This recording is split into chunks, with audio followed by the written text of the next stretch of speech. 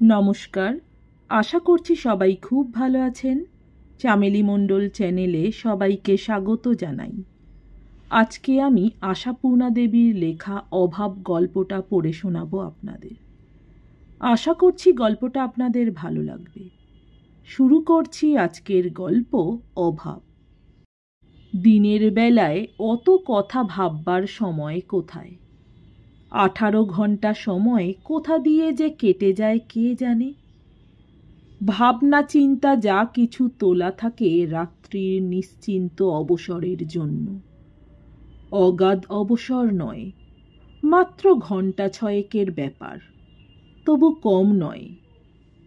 18 ঘন্টা ভূতের মতো খেটে বাকি 6 ঘন্টা ভূতের মতোই ঘুমোনো উচিত হয়তো, কিন্তু জোর করে সেই সর্বনাশা ঘুমকে তাড়ায় অমিতা। না তাড়ালে বাঁচবে কি করে?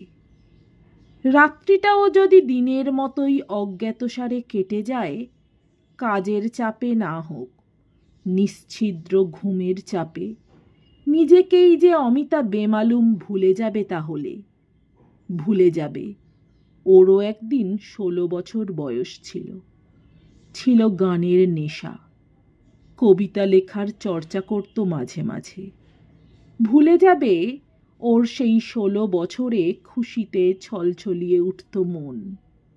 বর্ষার শেষে শরতের প্রথম সোনালি রোদ দেখলে ইচ্ছে করত প্রেমে পড়তে। রাত্রির অন্ধকারে সেই সোনালি দিনের কথা ভেবে ভেবে মনে রাখতে চেষ্টা করে অমিতা, বাঁচিয়ে রাখতে চেষ্টা করে নিজেকে। কিন্তু দিনের বেলায় অমিতাকে দেখলে কে বিশ্বাস করবে সে কথা? সানানো খুঁড়ের মতো সানানো জিভ দিয়ে সংসার শুদ্ধ সকলকে যেন টুকরো টুকরো করে ফেলবার ফিকিরে ঘুরে বেড়াচ্ছে। অবশ্যই অনিলের বউও কম মেয়ে নয়। অমিতার চেয়ে বছর 2-1 ছোট হলেও কথায় কোনোদিন হার মানে না সে।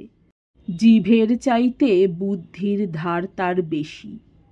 মা মরা বুড়ি আইবুড়ো ননদের চাইতে সংসারে যে তার দাম আর দাবি দুটোই অনেক জোরালো, এ কথা তার অজানা নেই।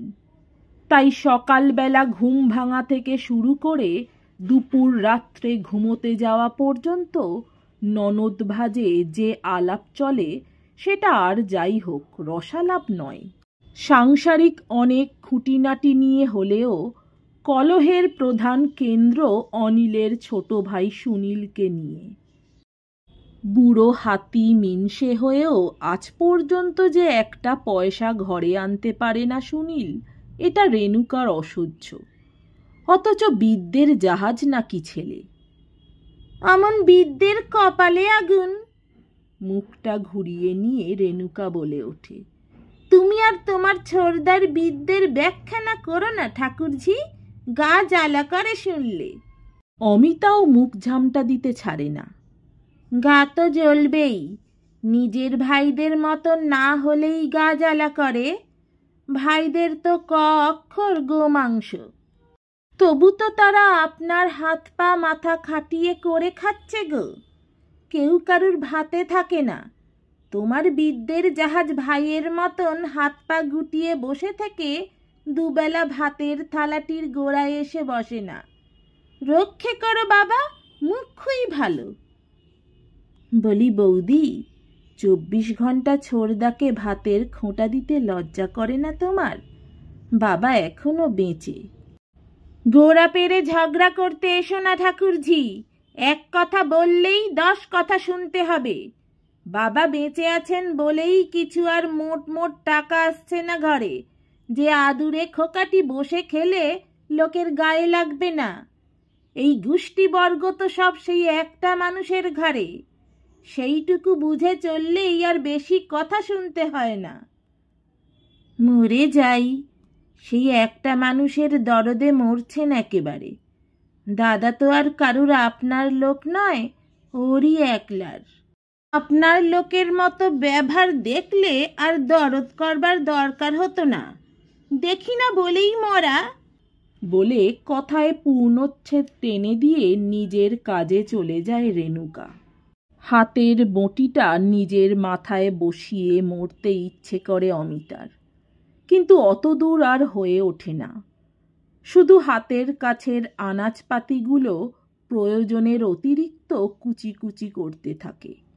আর মিনিট 5 পরেই ঘুরে এসে রেণুকা বাঁকা চোখে তাকিয়ে বলে, সাধে কি আর দজ্জাল হয়েছি? অনেক কষ্টেই হতে হয়। এই যে 2 দিনের তরকারি একদিনে কুটে শেষ করলে ঠাকুরঝি, কাল সকালে আবার রাবণের গোষ্ঠীর পেট ভরবে কিসে? যাকে রোজগার করতে হয় না সে আর বুঝবে কি করে কত ধানে কত চাল? রোজগারটা বুঝি আজকাল তুমি করছো বৌদি? তা একরকম মন্দ নয়। তীক্ষ্ণ একটা বিষ মাখানো হাসি দিয়ে কথাটা শেষ করে অমিতা। হাসিটা অবশ্য কুমারী মেয়ের উপযুক্ত নয়, কিন্তু 24 বছরের আইবুড়ো মেয়ের কাছ থেকে কৌমার্যের কমনীয়তাটুকুই কি আশা করা চলে? যে মেয়ে 16 থেকে 24-এ এসে পৌঁছল, যুদ্ধ আর মহামারী, মন্বন্তর আর প্রত্যক্ষ সংগ্রামের আগুনের উপর দিয়ে, যে মেয়ে অভাব আর অবহেলার বেড়া আগুনে অহরহ খাক হচ্ছে, 8 বছর না 80 বছর? পৃথিবীর ইতিহাসে বিগত 8টি বছরের কি হিসাব লেখা হবে? বুড়ো অবনীমোহনও কিন্তু ছেলের বউয়ের দলে। সুনীলের এই বসে খাওয়া তারও 2 চক্ষের বিষ। জোয়ান ছেলে নীরবে এত বাক্যবান হজম করে আর ঘন্টার পর ঘন্টা চুপচাপ শুয়ে থাকে। এটা চোখ চেয়ে দেখে সহ্য করা সহজও নয়। বউ আর মেয়ের ঝগড়ার মাঝখানে এসে পড়লেই তাই মেয়েকে থামিয়ে দেন অবনীমোহন। তুই থাম দিকি, আমি বুড়ো ঢেকির হয়ে ওকালতি করতে আসিসনি? বাবু লাট সাহেব হরদম বিছানায় পড়ে পড়ে কাব্যি চিন্তা করছেন। ছ্যা ছ্যা! রেণুকা শ্বশুরের কান বাঁচিয়ে টেনে টেনে বলে, কি জানি বাবা, শুনতে দুজনেই এক মায়ের পেটের, ব্যবহার দেখলে বিশ্বাস হয় না। আমার তো মনে হয় একজন শতাত ভাই। ও মা, সেই মানুষটা উদয়াস্ত খেটে খুন হয়ে বাড়ি এসে বসে আছে। খেলো কি না খেলো দৃকপাত নেই। ছোটদার চা হলো কি না, ছোটদা খাবার খেয়েছে কি না, তারই খোঁজ। অবাক কাণ্ড বাবা। সে মানুষটাকে তো দেখবার লোকের অভাব দেখি না বৌদি। ছোটদাকে আমি না দেখলে খেতে পাবে ও? ও তাই বুঝি ছোটদার তদারকি করতে এ বাড়িতে পার্মানেন্ট পোস্ট নিয়েছ ঠাকুরঝি? রেণুকাও হাসির সঙ্গে যে বিষটুকু ছড়ায় সেটা 22 বছরের উপযুক্ত নয়, কিন্তু দোষ দেওয়াই বা চলে কি করে? অভাব আর অনটনের তীক্ষ্ণ কামড় তাকেও কি সহ্য করতে হচ্ছে না অবিরত? পৃথিবী যেখানে দিনের পর দিন সংকীর্ণ হয়ে আসছে বন্ধা হয়ে, মানুষ কোথায় পাবে উদারতা, পাবে দাক্ষিণ্য?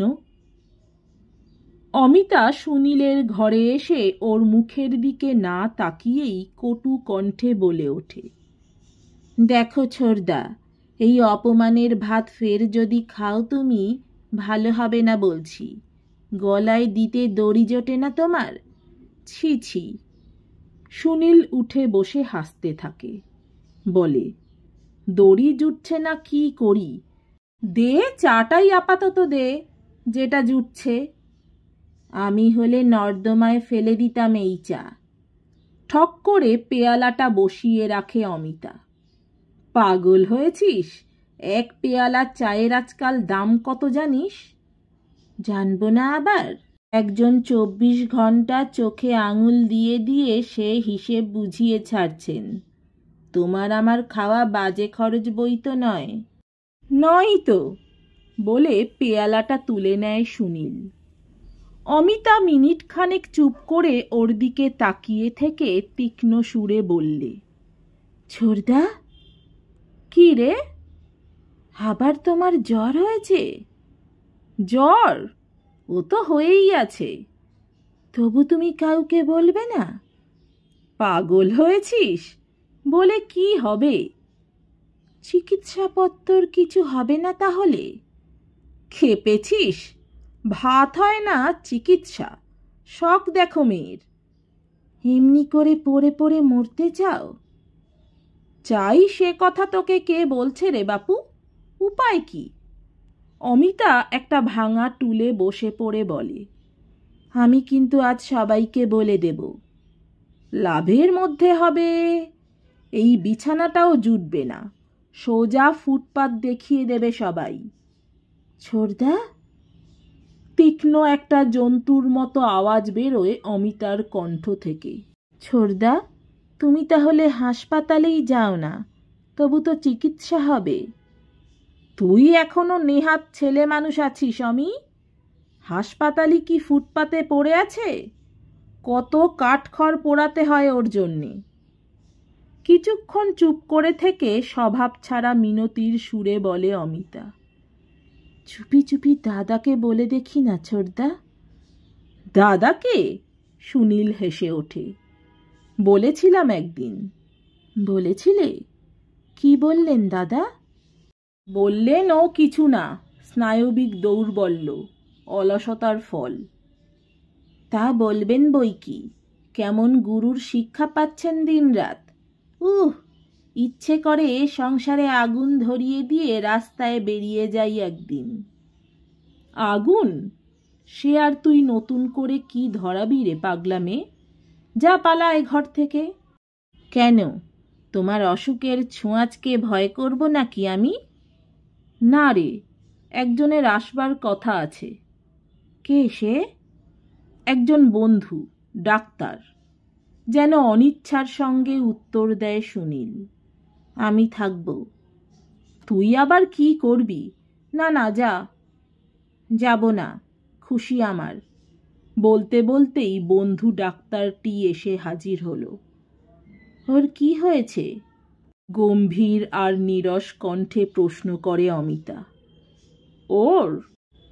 ডাক্তার বন্ধু ঢোক গিলে বলেন, এই একটু উইক হয়ে পড়ছে, এই আর কি। জ্বর হয় কেন? ওটাও উইকনেসের জন্যে। ওর জন্যে কিছু না, এই টনিকটা আনিয়ে দেবেন, আর ভালো খাওয়া দাওয়ার ব্যবস্থা করবেন একটু, এই আর কি। ঠিক হয়ে যাবে 2-4 সপ্তাহে। ভাববেন না কিছু। ডিম টিম, ফল টল, দুধ মাখন খাওয়াবেন কিছুদিন। আচ্ছা সুনীল, চলি।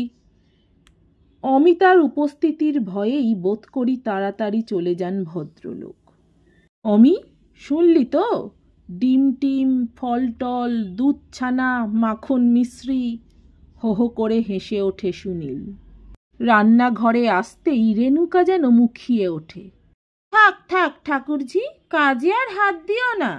তোমার পেয়ারের ছোটদার সঙ্গে গল্প করোগে যাও, একলাই পারবো আমি। আশিসদা কতকাল পরে এসেছে, দুটো খেয়ে যেতে বলেছি। একলা বসে আছে বেচারা, ধরফর করে মরছি। আর উনি সেই যে চা দিতে গিয়েছেন, সে আজও গেছেন কালও গেছেন। এত যে কিসের গল্প তাও জানি না। আমরা তো বাবা বরের সঙ্গে 5 মিনিট বই 10 মিনিট কথা কইতে পারি নে। ঘুম পায়, হাই ওঠে। ভাইটিও যেমন কুনো বেড়াল। অন্যদিন হলে হয়তো অমিতা একটু কটু উত্তর দিয়ে বসত, কিন্তু আশিসের নাম শুনে থতমত খেয়ে যায়। আশিস? কোন আশিস? কটা আবার আশিসদা আছে রেণুকার? আশিস এসেছে আর অমিতা টের পায়নি? আশ্চর্য। কতক্ষণ এসেছে? অমিতার খোঁজ করেনি? অনেক প্রশ্ন তোলপাড় করলেও একটা প্রশ্নই করে অমিতা। আশিসদা এসেছেন? জানি না তো। কতক্ষণ এসেছেন? অমিতার নম্রতায় রেণুকাও কিছুটা নরম হয়। এই তো খানিক আগে, খেয়ে যেতে বললাম। আজ 6-7 বছর পরে দেখা, শুধু মুখে যেতে বলি কি করে? কি ভয়ানক সব যুদ্ধের গল্প, শুনলে হাতে পায়ে খিল ধরে যায় বাবা। দেখো, যদি এই কপির তরকারিটুকু করে লুচি 2খানা ভেজে নিয়ে যেতে পারো। আলু বেগুন ভেজেছি আমি, মিষ্টি আনতে গেছে তোমার দাদা। দারিদ্র্যের জীর্ণতা ঢাকা দিতে একটু ভালো মতো আয়োজন না করে উপায় থাকে না। আগের দিনের সেই নেহাত কলেজে পড়া আড্ডাবাজ আশিস তো নয়। জীবনে অনেক উন্নতি করে ফিরেছে আশিস, অনেক টাকার মালিক হয়ে।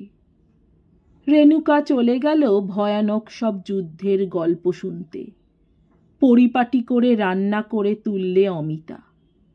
আশ্চর্য, তরকারিতে নুন দিতে ভুলে গেল না, পানে চুন বেশি দিয়ে ফেলল না। দিব্যি নিখুঁতভাবেই সব তৈরি হয়ে গেল।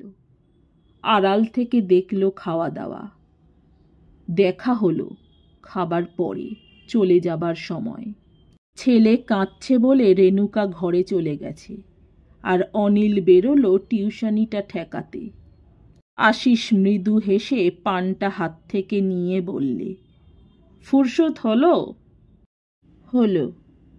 শুধু এইটুকু বলতে পারলে মুখরা অমিতা। তুমি এত রোগা হয়ে গেছো কেন?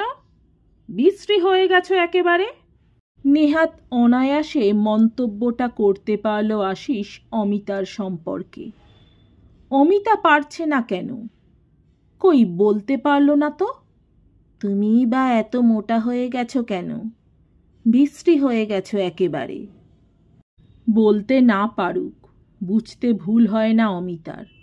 সত্যিই বিশ্রী হয়ে গেছে আশিস। শুধু বাইরেটা নয়, ভিতরটাও বিশ্রী রকমের স্থূল হয়ে গেছে তার। চোখের তারায় পড়েছে সেই স্থূলতার ছায়া। কলেজে পড়া, খদ্দর পড়া চোখের তারায় আলো জ্বলা সেই ছেলেটিকে আবিষ্কার করা শক্ত এই উগ্র সাহেবটির মধ্যে। কিন্তু কেনই বা করা যাবে? পৃথিবীর এই প্রলয়ের দিনগুলো কি ওর ওপর দিয়েও বয়ে যায়নি? জীবনে উন্নতি করেছে বলে বয়স বাড়বে না? দারিদ্র্যে বয়স বাড়ে, প্রাচুর্যেও বাড়ে বই কি। ওর উগ্র বিদেশি পোশাকটার সঙ্গে মানানসই উগ্র চুরুটের গন্ধটা বারে বারে সেই কথাই মনে পড়িয়ে দিচ্ছে। অনেক দিন আগের এমনি একটা সন্ধ্যা কল্পনা করতে চেষ্টা করে অমিতা। স্থান আর পাত্র আছে অভিন্ন, শুধু কালটা বদলেছে।